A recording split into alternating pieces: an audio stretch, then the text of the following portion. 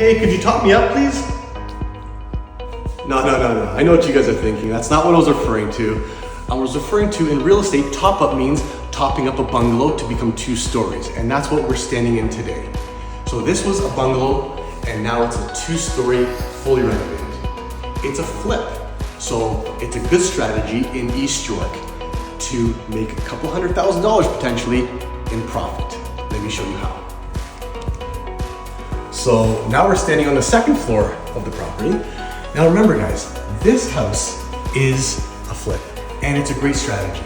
So my client who built this spent approximately $550,000 to build it. Now a house like this could range between $500,000 and $700,000 depending on the size. Now let me point out something that's really more of a value add, okay? In the backyard there, we have a roughed-in garden suite. So this place already has lots of equity in it. But if you built the garden suite and we have the plans already made out, this garden suite is planned to be about 1,200 square feet, a 2-bedroom that will fetch probably $3,500 a month of rent. Now that's gonna pay for itself and then some. Lots of potential, lots of opportunities in East York.